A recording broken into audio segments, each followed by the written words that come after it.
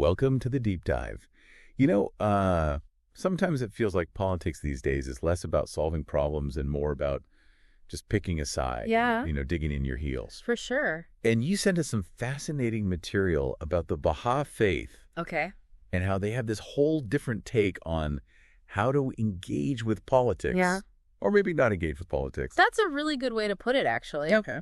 What's fascinating here is that it's not about being passive Right. or ignoring the world's problems. Okay. It's about engaging differently, guided by their core principle of unity.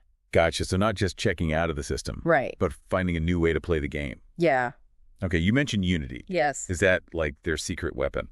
You could say that.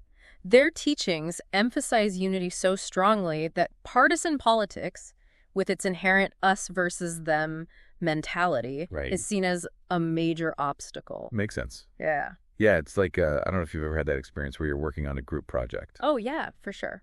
And like everyone's more worried about proving that their idea is the best. Totally. Instead of actually, working together to Yeah. get the job done. Exactly. And the Baha'i faith believes that that's the kind of divisiveness that's preventing us from reaching our full potential as a society. Mm. And even Abdu'l-Baha, who is like a key figure in their faith, he pointed out that political conflicts Yeah. are often rooted in power struggles and these very different ideologies. So if they're not into partisan politics, then does that mean that Baha'is just avoid anything to do with making the world a better place? Not at all. In fact, the sources you sent make it super clear that Baha'is are very active in working towards positive change. Right. They just choose to operate outside of that traditional political arena. Okay, so it's not about silence. Right. It's about changing the playing field. Exactly. Okay, I'm with you. Good. But now, this is where I really start to get curious. Yeah. Like, what does it actually look like in practice? Hmm. Like, let's say we have a hypothetical Baha'i mayor. Okay. Do they just, ignore all the city council meetings and hope for the best? Uh-huh. Not quite. Actually, the sources you sent address this pretty directly. Yeah. A Baha'i in public office would still be completely committed to good governance, Yeah. like transparency, justice, Yeah. serving all citizens equally. Okay. But they would do so without playing partisan politics. So they wouldn't be campaigning on promises that were tied to a specific party platform. Right. They'd be running on a platform of serving the entire community. Exactly. That's kind of a radical idea, especially these days when everything is so politically divided. It really is. It really challenges our assumptions of what it means to be a leader. Yeah. Shoghi Effendi, who lead the Baha'i faith for a period of time, actually wrote that abstaining from partisan politics and sticking to these principles is the best way for a Baha'i to serve their country. Wow. Okay, so they're not just sitting on the sidelines. Yeah. They're actively engaged. Yeah. But they're playing with a totally different set of rules. Exactly. It's a whole different playbook. Okay, so then how do they actually tackle big issues like poverty or inequality Yeah. if they're not working within those existing political structures? Well, that's where their commitment to community-level action really comes in. Okay. I think grassroots initiatives, education, working directly with people to create change from the ground up. So instead of getting caught in those endless political debates, they're out there building schools, Right. running programs to help people, Exactly. empowering communities to solve problems. Yeah. And they have these really interesting Baha'i-inspired schools Okay. that are all about fostering moral and intellectual development, not just teaching to a test. Wow. Wouldn't it be amazing if more schools focused on creating thoughtful, Right. engaged citizens instead of just prepping for standardized exams? Absolutely. Okay, my brain is already starting to rethink some things. Good. But how do they actually make decisions and get everyone on board? Right. Do they just sit in a circle and vibe until everyone agrees? Good question. That's where their principle of consultation comes in, and it's honestly a pretty cool concept. Okay. It's about engaging in really thoughtful, respectful dialogue with the aim of finding common ground and solutions that work for everyone involved. So less arguing and more listening and brainstorming. Exactly. Sign me up. It's a pretty radical departure from how we usually approach disagreements. Totally. Right. It's like they're playing a different game, and I'm starting to wonder if their rule book might actually be better. Well, that's what we're here to find out. It's one thing to talk about unity and consultation, but how does that actually play out in the real world? Right. How does all this philosophy turn into actual impact? Yeah. Give me some examples. Okay, well, you mentioned education earlier, Yeah. and that's a great place to start. Okay.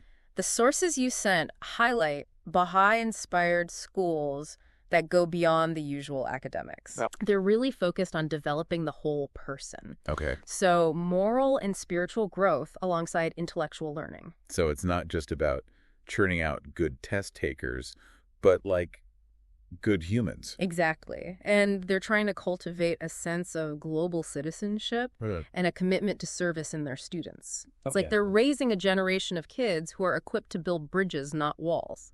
I like that a lot. Yeah. So I'm really liking this education model, but what about addressing things like poverty or lack of access to healthcare? Yeah. How does the Baha'i approach tackle those systemic issues? That's where they're big on community development initiatives, Okay. working alongside people of all backgrounds, regardless of belief or political affiliation, to uplift everyone. So it's about empowering communities from within rather than imposing solutions from the outside. Exactly. And this goes back to that principle of consultation that we talked about. It's about bringing people together, listening to diverse perspectives, and finding solutions that truly work for everyone involved. I can see how that would lead to more sustainable and impactful change. You're sure. It's like the difference between just giving someone a fish Yeah. and teaching them how to fish. That's a great analogy. And when you create that kind of collaborative environment, you tap into the collective wisdom and creativity of the community. Right. That's where the real magic happens. Okay, this all sounds amazing in theory, Yeah. but let's be real. Sure. The world is messy. Uh-huh. People have conflicting interests. Right. Power dynamics are complicated. Absolutely. How do Baha'is navigate those inevitable roadblocks? You know, it's a really good point. They're not operating in some utopian bubble. Right. They face real challenges, just like anyone who's working for positive change. Yeah. But their approach is rooted in patience, Okay. perseverance, and this unwavering belief in the power of unity. So they're not naive, Yeah, just stubbornly optimistic. you could say that.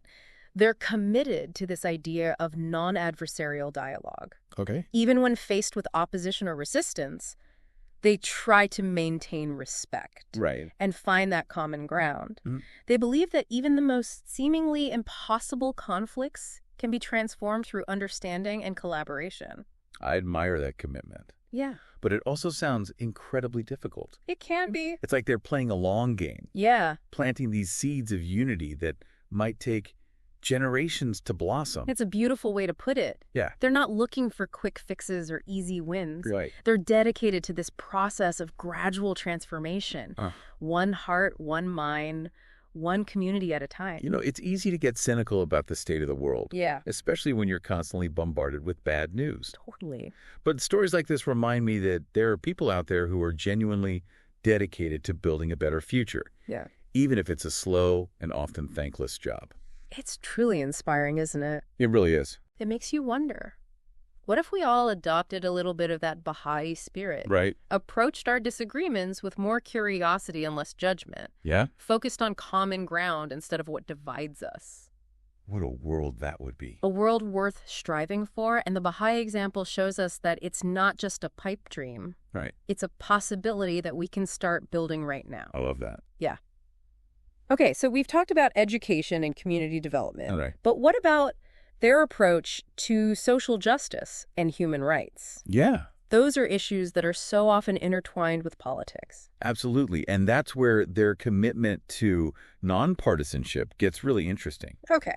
They don't shy away from those crucial issues. Right. But they address them in a way that avoids aligning with specific political parties or ideologies. So you won't see them out there protesting with political slogans or Yeah. endorsing candidates, Right. but they'll be working behind the scenes, building relationships, Exactly. advocating for solutions that benefit everyone. They see themselves as this unifying force, bringing people together around these shared values like justice, equality, and human dignity.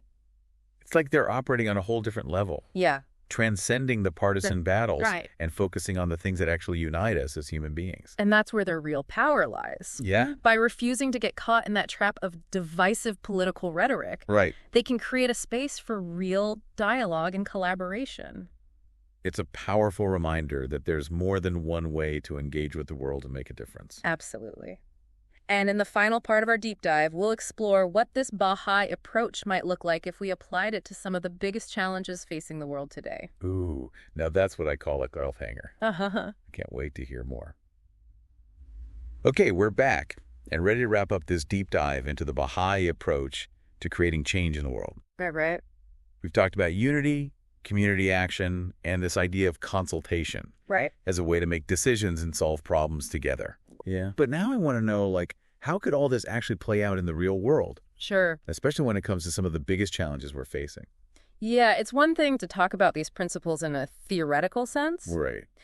but how do they hold up when applied to these big global issues? Exactly. So let's put them to the test. Okay. What about something like climate change? Oh, yeah. It's this huge global crisis that requires massive collective action. For sure. But it often feels like we're just stuck in this political quagmire. It's a perfect example of how partisan politics can actually hinder progress. Right. Because, everyone agrees that climate change is a threat. Yeah. But getting everyone to agree on solutions, that's a totally different story. It's like everyone's at the same party, but refusing to dance to the same song. I love that.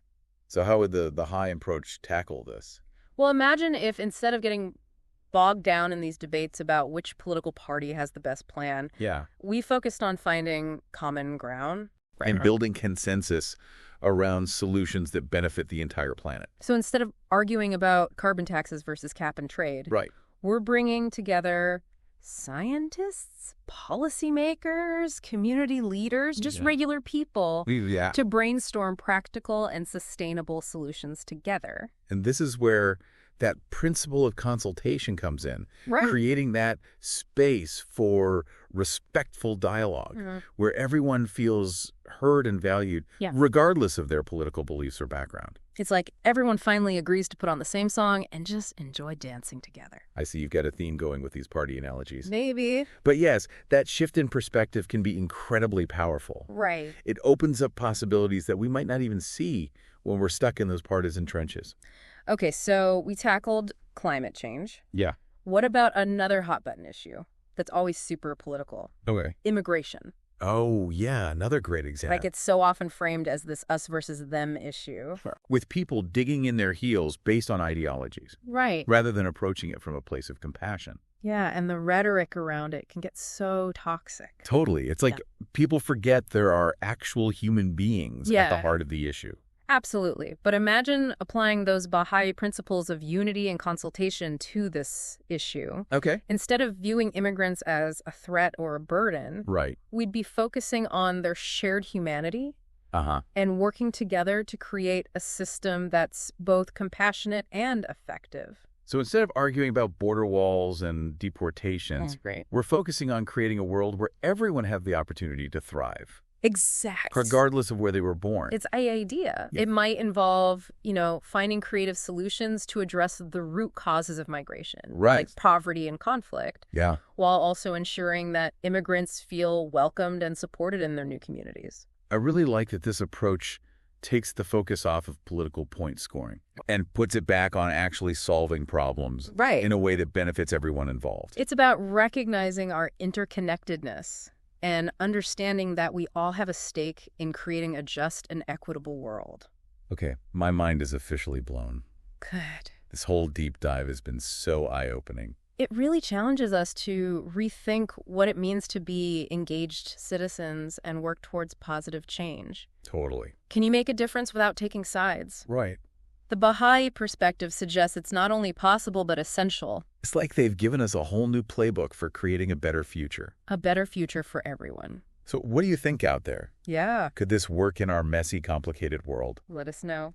Thanks for joining us for this deep dive. Our